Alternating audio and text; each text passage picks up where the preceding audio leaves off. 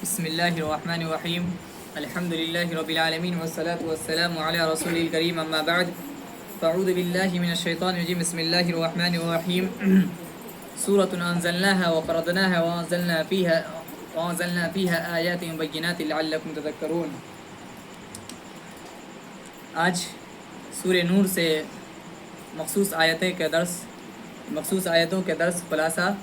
اور اس کے ترجمہ اور اس کے اللہ رب العالمین نے جو احکام بیان کیے ہیں اس کے بارے میں انشاءاللہ بتائیں گے. مختصر میں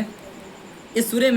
سورہ کا نام آغاز اللہ رب العالمین نے یعنی سورہ نور جو رکھا گیا ہے اس کا معنی آتا ہے روشنی کے. اور اس سورہ میں اللہ رب العالمین نے بہت ساری احکام کے بارے میں ذکر کیا. بہت ساری احکام یعنی اللہ رب العالمین کے جو حکم ہے ان طرح کی چیزوں کے بارے میں، اور اسی طرح کہ کس کے ساتھ گھر میں کس طرح کس کے ساتھ کیسے رہنا ہے، پردے کے ساتھ رہنا، اس طرح کے تمام مسائل کو اللہ رب العالمین یعنی گھریلو مسائل کو یعنی زندگی کے ماحول میں چند روزمرہ کے زندگی میں جو امور آتے ہیں یا جو کام آتے ہیں اس کے بارے میں اللہ رب العالمین نے ذکر کیا. اس میں سب سے پہلے اللہ رب العالمین نے اس سورے میں زنا کرنے والے مرد اور زنا کرنے والی عورتوں کے بارے میں فرمایا کہ الزانیۃ والزانی فجلدوا کل واحد منہما، کہ زانی مرد اور زانی عورتوں کے بارے میں کیا ہے کہ ان دونوں کو تم کورے لگاؤ. فجلدوا کل واحد منہما 100 جلدہ، 100 کورے لگاؤ. یعنی اسلامی حکومت میں یہ حکم نافذ ہوگا. ولا تأخذكم بهما رأفة في دين الله إن كنتم، یعنی اس کے بعد اور گواہ کتنی ہونی چاہیے؟ وليشهد عذابهما طائفة من، یعنی گواہ 4 گواہ اگر موجود ہے تب ان دونوں پر کیا کیا جائے گا؟ کورا لگایا جائے گا، یعنی حدود نافذ کیا جائے گا. اس کے بعد الزانی لا ينكح الا زانية او مشركة والزانية لا ينكح الا زان او مشرك، یعنی یہاں بیان کیا گیا کہ زانی کو مشرک یا مشرکہ زانیوں سے شادی نہیں کروانی چاہیے، بلکہ اللہ رب العالمین نے کہا کہ مومن مردوں سے شادی کرنے کے بعد. اس کے بعد لعان کا ذکر آتا ہے. لعان کا مسئلہ یہ ہے کہ اللہ رب العالمین نے اس لعان کے مسئلہ کو اس طرح بیان کیا کہ کوئی شوہر اپنی بیوی پر غلط الزام لگائے، یعنی کسی کو وہ کہے شوہر کی اپنی بیوی کے بارے میں کہ تم دوسروں کے ساتھ سنبت رکھتے ہو یعنی رشتہ رکھتے ہو، اگر یہ یعنی اس پر بد کلامی کہے یا اس پر بدنامی کا الزام لگائے تو ایسی صورت میں اگر وہ دونوں نہ مانے، عورت کہے کہ میں رشتے سے نہیں ہوں لیکن شوہر کہتا ہے کہ نہیں وہ رشتے سے ہے، تو ایسی صورت میں اگر گواہ موجود نہ ہو، اگر 4 گواہ موجود ہیں تو پھر کوئی نہیں. مثلا کہ کوئی عورت کسی دوسرے مرد کے ساتھ غلط کام کرنے سے زنا کرنے پر پکڑا گیا اور 4 اگر مرد دیکھ لے یا 4 گواہ دیکھ لے تب تو وہ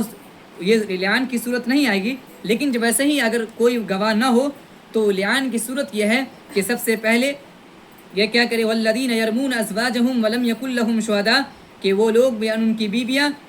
کیا کریں گے؟ لعان کریں گے. ولم یکن لہم، ان کے پاس اگر گواہ نہ ہو یعنی ان مردوں کے پاس گواہ نہ ہو تو فشہادۃ احدہم 4 شہادات باللہ، تو وہ کیا کرے گا؟ اللہ کو گواہ بنائے گی انہ لمن الصادقین، 4 مرتبہ قسم کھائے گی انہ لمن الصادقین اگر وہ سچا ہے. اس طرح کے اس کا 5ویں مرتبہ قسم کھائے گا کہ ان لعنت اللہ علیہ قدین، اگر یہ مرد یہ شوہر اگر جھوٹا ہے تو اللہ تبارک و تعالی اس پر لعنت کرے. 5ویں مرتبہ اس طرح قسم کھائے گا. اور اس کے بعد اسی طرح وَيَدْرَوْا الْعَذَابَ أَن تَشْهَدَ 4 شَهَادَةٍ بِاللَّهِ إِنَّهُ لَمِنَ الْكَاذِبِينَ، پھر وہی 4 مرتبہ شوہر قسم کھائے گا، اگر وہ نہیں ہے تو اسے جھوٹا ہوگا. اور 5ویں مرتبہ یہ قسم کھائے گا کہ اللہ رب العالمین کہ ان پر اس عورت پر غضب ہو اگر یہ عورت جھوٹ بول رہی ہے. ان کان صادقین. یہ لعان کے کچھ مسائل تھے جو اللہ رب العالمین نے قرآن میں اس چیز کو پوری آیت تفصیل کے ساتھ ذکر کیا. اس کے بعد آگے اللہ رب العالمین نے یہاں کہا کہ اے مومنوں، سب سے پہلے مومنوں کو خطاب کیا کہ قل للمؤمنین یغضوا من ابصارہم،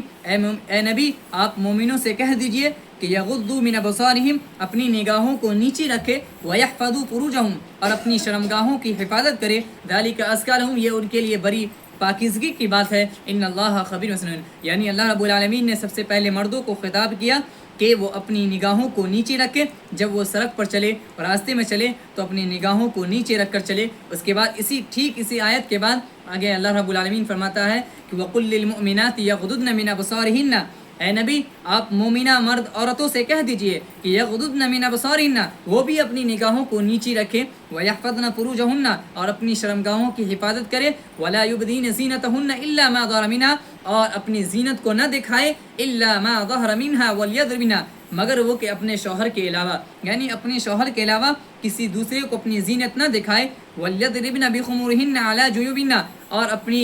سینے پر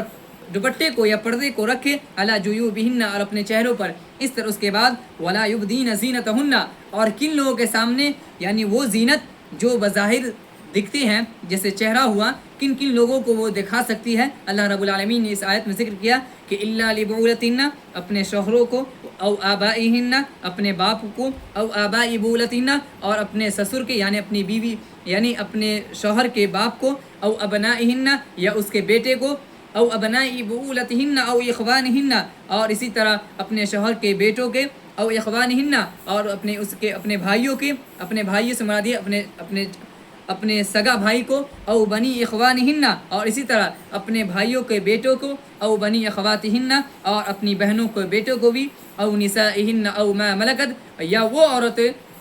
او ما ملکت ایمانہن، جو اس کی ملکیت میں ہوتے ہیں، اب التابعین، اس طرح کی عورتوں کو، یا پھر وہ لوگ من الرجال ابی الذین، جو بچے ہیں جو ابھی بالغ نہ ہوئے ہیں، اس لیے وہ عورتوں کی جماعت اس تمام جو اللہ رب العالمین نے ذکر کیا ہے ان کو صرف پردہ کرنے سے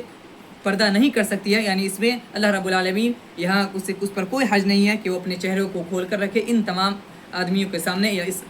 جو اللہ رب العالمین نے فہرست ذکر کیا ہے۔ اس کے بعد آگے اللہ رب العالمین نے کہا کہ وَأَنكِحُوا الْأَيَامَ مِنكُمْ وَالصَّالِحِينَ مِنْ عِبَادِكُمْ وَإِمَائِكُمْ إِنْ يَكُونُوا، کہ تم کیا کرو، نکاح کر لو، اگر تم فقیر ہو تو اللہ تبارک و تعالیٰ تمہیں رزق میں برکت دے گا، اور اللہ رب العالمین اپنے فضل سے تمہیں بے نیاز کر دے گا۔ ان یکونوا فقراء، اگر تم فقیر ہو تو یغنیہم اللہ من فضلہ، یہ تم یہ نہ کہو کہ اس کا رزق کہاں سے آئے گا، بلکہ رزق کا مالک اللہ رب العالمین ہے، تو اس کو جس طرح تمہیں ہم کھلاتے ہیں اس طرح ہم اسے بھی کھلائیں گے، یہ اللہ رب العالمین نے کہا۔ اس کے بعد آگے اللہ تبارک و تعالیٰ نے بعد گھر میں جانے کا ذکر کیا کہ رجال لا تلہم تجارۃ ولا بیع عن ذکر اللہ واقام الصلاۃ وایتاء الزکاۃ یخافون یوما تتقلب فیہ الابصار۔ اس کے بعد اللہ تبارک و تعالیٰ نے گھر میں جانے کا جو ادب بتایا، کہ آداب بتایا کہ گھر میں کس طرح گھسنا ہے، سب سے پہلے سلام کرنا ہے، اسی طرح ان سے اجازت لے کر جانی ہے، ان تمام طرح کے مسائل کو اللہ رب العالمین نے یہاں بیان کیا کہ قل اطیعوا اللہ واطیعوا الرسول لیس علی الاعمى حرج ولا حرج۔ اسی طرح اللہ تبارک و تعالیٰ نے یہاں کچھ بعض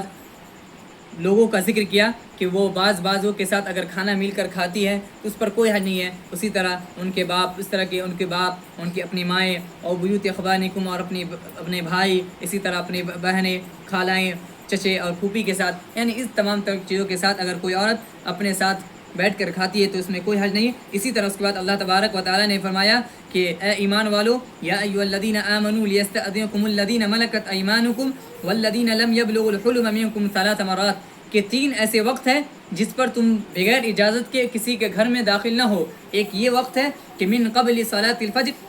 فجر کی نماز سے پہلے کسی کے گھر میں اگر داخل ہو تو اجازت بھی لو، یعنی اگر اپنے ہی گھر میں جا رہے ہو پھر بھی اجازت لو۔ وحین تدعون ثیابکم من الظہیرہ، اور اسی طرح دوپہر کے وقت بھی تو اجازت، یعنی اجازت لینے سے پہلے اسے گھر کے آواز لگاؤ، اسی طرح سلام کرو۔ اسی طرح ومن بعد صلاۃ العشاء، اور عشاء کے نماز کے بعد، یعنی فجر کے نماز سے پہلے اور دوپہر کے وقت یعنی کھانے کے بعد، اور اسی طرح عشاء کے نماز کے بعد بھی گھر پر جانے سے اللہ رب العالمین نے منع کیا، لیکن مگر ضرورت پڑنے پر تو آواز لگا کر جاؤ، یعنی اجازت لے کر جاؤ۔ ثلاث عورات لکم، اور یہ اللہ رب العالمین نے تمہارے لیے پردہ کر رکھ دیا ہے، لیس علیکم ولا علیہم جناح بعدہن۔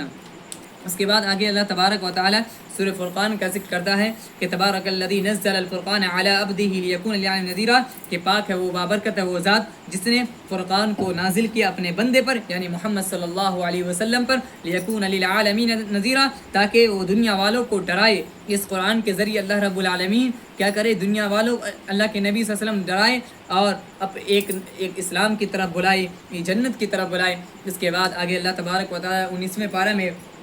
اللہ تبارک و تعالیٰ بیان کرتا ہے کہ وَيَوْمَ يَعُضُّ الظَّالِمُ عَلَى يَدَيْهِ، جس دن ظالم اپنے ہاتھوں کو یا انگلیوں کو چبائے گا، اور علی یدیہ یقول، وہ کہے گا یا لیتنی اتخذت مع الرسول سبیلا، اے کاش کہ میں رسولوں کے ساتھ ہوتا، یعنی میں رسولوں کے راستے پر چلنے والوں کے ساتھ ہوتا۔